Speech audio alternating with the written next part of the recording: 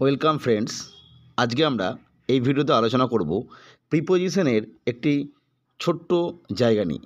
মূলত আজকে আমরা আলোচনা করব ইন এবং অ্যাটের ব্যবহার। অ্যাকচুয়ালি ইন এবং অ্যাটের ব্যবহার বলতে প্রিপোজিশন হিসাবে ইন এবং অ্যাটকে আমরা দিনের যে বিভিন্ন সময়গুলো রয়েছে, অর্থাৎ মর্নিং, ডন, নাইট, আফটারনুন, এগুলোর ক্ষেত্রে আমরা কোন প্রিপোজিশনটা, তো ইন না অ্যাট ব্যবহার করব, এই বিষয়টা আমরা আলোচনা করব। আমরা স্ক্রিনে দেখতে পাচ্ছি যে in the morning or at morning, at night or in the night. আমরা ইন দ্য মর্নিং লিখি কিন্তু কখনোই অ্যাট মর্নিং লিখি না। ঠিক একই রকমভাবে অ্যাট নাইট লিখি কিন্তু ইন দ্য নাইট লিখি না। মূলত আমরা দিনের এই বিভিন্ন সময়ে কখন ইন ব্যবহার করি এবং কখন অ্যাট ব্যবহার করি এটা নিয়ে আলোচনা করব। মূলত আমরা বোঝানোর চেষ্টা করব যে কখন ইন ব্যবহার করবেন, কখন অ্যাট ব্যবহার করবেন। এইভাবে যদি মনে রাখেন যেভাবে আমি বলবো, তাহলে আপনার যে কোনো সময় এই ইন এবং অ্যাট নিয়ে সমস্যা হবে না। কারণ এই ইন এবং অ্যাটের ব্যবহার নিয়ে একটা গুরুত্বপূর্ণ বিষয় বলে রাখা ভালো, এই যে in the morning, at night or at dusk or at dawn, এই যে কথাগুলো আমরা বলছি, এইগুলোর ক্ষেত্রে এই যে মর্নিংয়ের ক্ষেত্রে যে আমরা ইন ব্যবহার করলাম, অ্যাট ব্যবহার করছি না। ঠিক নাইটের ক্ষেত্রে আমরা অ্যাট ব্যবহার করছি, ইন ব্যবহার করছি না। এগুলো নিয়ে কিন্তু গ্রামেটিক্যালি কোনো নিয়ম নেই, রুল কিছু নেই যে আমি কেন ইন ব্যবহার করছি তার কোনো নিয়ম নেই। ঠিক অ্যাটের ক্ষেত্রেও তাই, নাইটের ক্ষেত্রে আমরা অ্যাট ব্যবহার করছি কিন্তু কোনো নিয়ম নেই।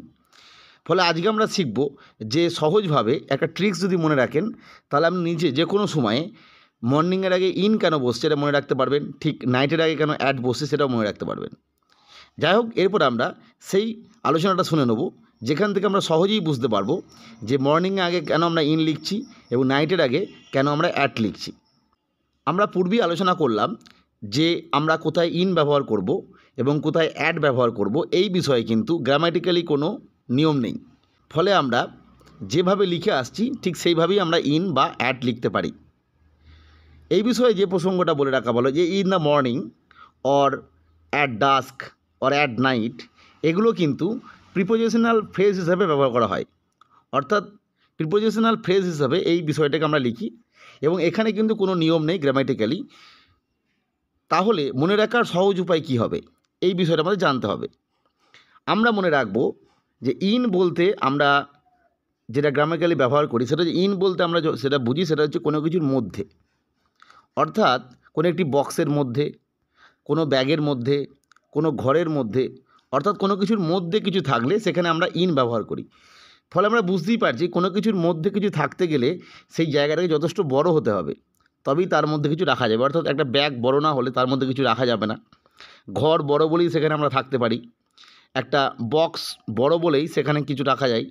ফলে আমরা বুঝতে পারছি ইন ব্যবহার করি মূলত মধ্যে বোঝাতে, অর্থাৎ কোনো একটা জিনিসের মধ্যে কেউ আছে, অর্থাৎ বড় একটা জিনিস।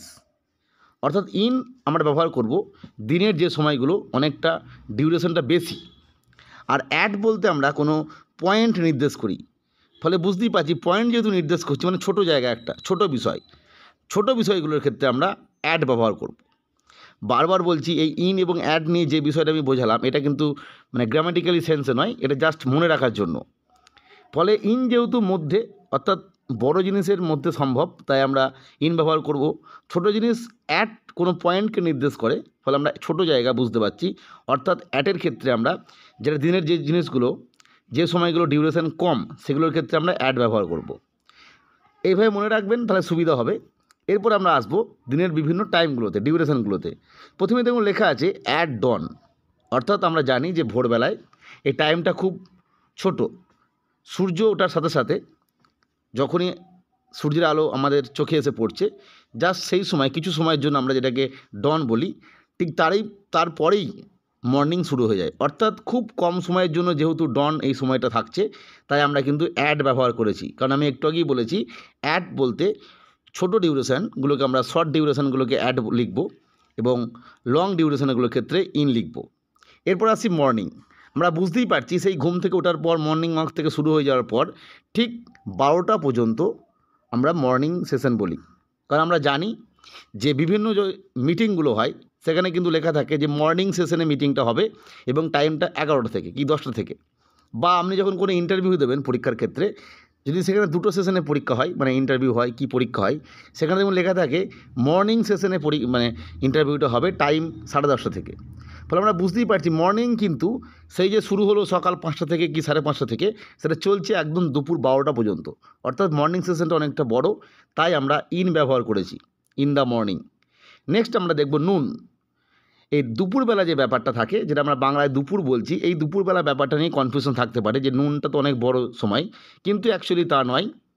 নুন বলতে আমরা ঠিক দুপুর 12টা, যেটা এই 12টার সময়টাকে আমরা নুন বলবো, বাকিগুলোরও কিন্তু নুন বলবো না।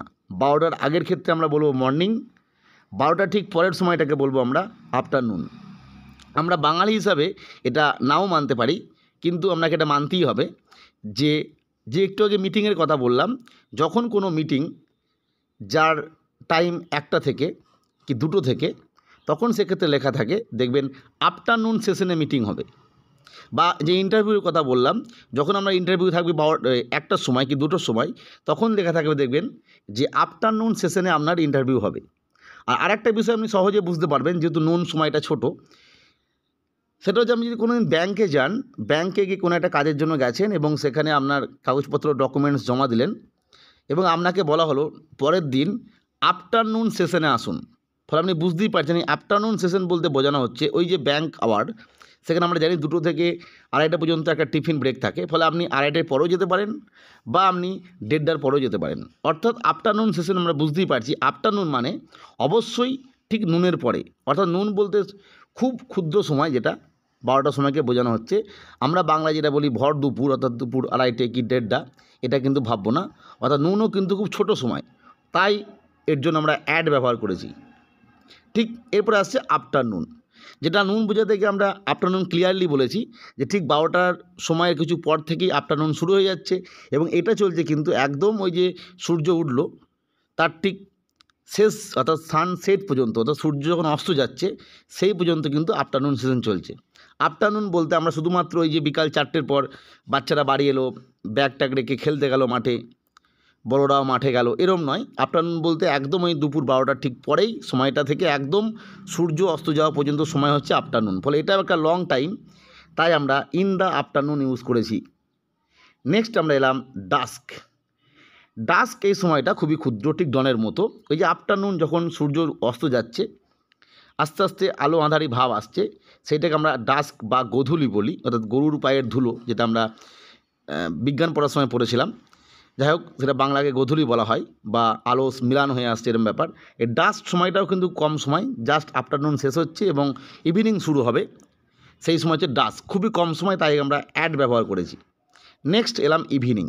ইভিনিংয়ের ক্ষেত্রে আমরা ইন ব্যবহার করেছি, কারণ ইভিনিংটা বড়। কেন বড়? এই যে ডাস্ক শেষ হয়ে গেল ক্ষুদ্র সময়ের জন্য, ঠিক তারপরেই ইভিনিং শুরু হলো, বাচ্চারা পড়তে বসলো, বড়রা টিভি দেখতে লাগলো। যাই হোক, ঠিক তারপরে যতক্ষণ না পর্যন্ত আপনি ঘুমাতে যাচ্ছেন, ঠিক সেই সময়টা ইভিনিং। অর্থাৎ ইভিনিং বলতে আমরা যেটা বুঝি ওই যে সন্ধ্যে 7টা থেকে 6টা থেকে 7টা কি 7টা থেকে 7:30, তা নয়। আপনি 7টা বা 6টা যখনই ইভিনিং বলুন না কেন ডাস্কের পরে, ঠিক তার পর থেকে যতক্ষণ না পর্যন্ত আপনি ঘুমাতে যাচ্ছেন, অর্থাৎ গুড নাইট বলছেন কাউকে, ততক্ষণ পর্যন্ত কিন্তু আপনার ইভিনিং চলছে। অর্থাৎ ইভিনিংটা কিন্তু অনেক লং টাইমের জন্য। এই ইভিনিং সেশনটা নির্ভর করে আপনার ওপরে। অর্থাৎ আপনি যদি 9টার সময় ঘুমোতে যান, তাহলে আপনার ইভিনিং টাইমটা হবে 2 ঘন্টা কি 3 ঘন্টা। যদি আপনি 12টার সময় ঘুমাতে যান, মানে রাত 12টা, সেক্ষেত্রে আপনার ইভিনিং টাইম হবে আরও বেশি, মানে 5 ঘন্টা। যাই হোক, ঘরে বুঝতেই পারছি আমরা ইভিনিংটা হচ্ছে অনেকটা বড় সময়, তাই আমরা ইন লিখলাম এবং শেষে লিখেছি নাইটের ক্ষেত্রে অ্যাট লিখেছি। এই নিয়ে অনেকের কনফিউশন থাকে, নাইটটা তো খুব ছোট সময় বলা হচ্ছে, তাই অ্যাড লেখা হয়। নাইটটা কেন? আমার একটু আগেই ইভিনিং বলতে গিয়ে আমি বলছিলাম যে আমরা যখন ওই যে ডাস্কের পর থেকে, অর্থাৎ সূর্য ডোবার পর থেকে যতক্ষণ না পর্যন্ত গুড নাইট বলছি, ততক্ষণ পর্যন্ত আমাদের ইভিনিং চলছে। নাইট যাই বললাম, অর্থাৎ আমরা তখন ঘুমাতে গেলাম, ঠিক তখনই নাইট হচ্ছে এবং তারপরেই আমরা ঘুমিয়ে যাচ্ছি। এবার এখানে অনেকের মনে কনফিউশন হয়, এটা যেটা মনে রাখার জন্য, যে নাইটটা ধরো অনেক বেশি সময় ধরে হয়, কারণ ঘুমিয়ে যাওয়ার পর আমরা 5 ঘন্টা কি 6 ঘন্টা ঘুমাচ্ছি, তাহলে এই টাইমটা তো অনেকটা লং টাইম। এইখানে আপনি মনে রাখবেন, এই যে ঘুমিয়ে যাচ্ছি, ফলে আমরা সেই সময় আমরা অ্যাক্টিভ নেই, ফলে এই টাইমটাকে আমরা ধরবো না। অর্থাৎ নাইট বলতে আমরা বুঝবো ঠিক ইভিনিংয়ের পর, রাতের খাবার খেয়ে নেওয়ার পর আমরা যখন ঘুমাতে যাচ্ছি, জাস্ট ওই সময়টা হচ্ছে নাইট। কাউকে গুড নাইট বললাম এবং শুয়ে পড়লাম, এটাই হচ্ছে নাইট। তবে নাইটটা খুব কম সময়, তাই আমরা অ্যাট লিখেছি। আর এক্ষেত্রে আরেকটা বিষয়, এর বাংলা মানের সঙ্গে কিন্তু কোনোভাবেই মিলিয়ে গুলিয়ে ফেলবে না ইংরাজিটাকে। অর্থাৎ আমরা নুন বলতে দুপুরবেলা মানে আপনি সেই যেটা আমি বোঝালাম একদম সেই বিকাল পর্যন্ত, সেটা নয়। নুন মানে 12টায়, এইভাবে মনে রাখবেন যে ইন মানে বড় আর অ্যাট মানে ছোট। আর আরেকটা ক্ষেত্রে আপনার এই ইভিনিং এবং নাইট বিষয়টা মনে রাখতে পারবেন, সেটা হচ্ছে আমরা দিনে 3টে মেন মিল খাই। কোনো জায়গায় এটাকে 4টে মেন মিলও বলা হয়। আমরা ব্রেকফাস্ট, লাঞ্চ, ডিনার 3টে ভারতীয়দের ক্ষেত্রে মেন মিল। কোনো জায়গায় কোনো দেশে ওয়েস্টার্ন কালচারে এটাকে 4টে মেন মিল বলা হয়।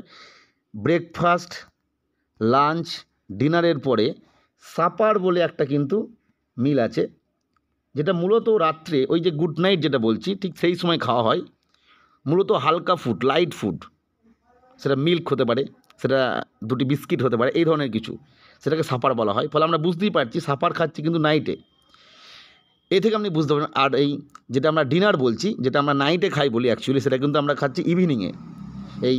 এবং এই ফুডটা কিন্তু অবশ্যই এই সাপারের মতো নয়। সাপার যেমন লাইট ফুড, বাট ডিনার হবে অবশ্যই হেভি ফুড ডিউরিং ইভিনিং। ফলে এই জায়গা থেকে যদি মনে রাখতে পারি তাহলে এটাও আমরা বুঝতে পারবো ইভিনিং একটা বড় সময়, নাইট কিন্তু কম সময়। যাই হোক, এখান থেকে আজকে আমরা বুঝলাম যে ইন মানে, যেহেতু ইন মানে মধ্যে বুঝিয়েছিলাম প্রথমেই, এটা মনে রাখার জন্য বারবার বলছি, সেহেতু ইন যেহেতু বড়, মধ্যে কোনো জিনিস থাকতে গেলে জিনিসটাকে বড় হতে হয়, তাই বড় ডিউরেশনগুলোতে ইন লিখব। অ্যাট কোনো পয়েন্টকে নির্দেশ করছে, ফলে ছোটো ডিউরেশন যেগুলো আছে লং দিনের, সেখানে আমরা অ্যাট লিখব। কোনটা বড় কোনটা ছোটো এটা বুঝিয়ে দিলাম। আর আরেকটা বিষয়, যদি আপনি এইভাবে নাও মনে রাখতে পারেন, তাহলে মনে রাখার আরেকটা সহজ নিয়ম হচ্ছে, আপনি একদম ডাস্ক থেকে, এই ডন থেকে একদম নাইট পর্যন্ত পরপর লিখবেন। লেখার পর প্রথমেরটা অ্যাট হবে, তারপর একটা ইন হবে, প্রথমেরটা অ্যাট হবে, তারপরে ইন হবে, এইভাবে কিন্তু চলতে থাকবে। অ্যাট ইন, এইভাবে মনে রাখতে পারলেও হবে। ডন টু নাইট লিখলেন এবং প্রথমেরটা অ্যাট, তারপরে ইন, তারপর প্রথমেরটা অ্যাট, তারপরে এইভাবে দেখুন অ্যাট ইন, অ্যাট, এইভাবে শেষ হচ্ছে। এইভাবে মনে রাখতেও পারেন। যাই হোক, এই ধরনের আরও তথ্যমূলক ভিডিও পেতে অবশ্যই আমাদের চ্যানেলটিকে সাবস্ক্রাইব করে রাখবেন। আজকের ভিডিও দেখার জন্য প্রত্যেককে অসংখ্য ধন্যবাদ।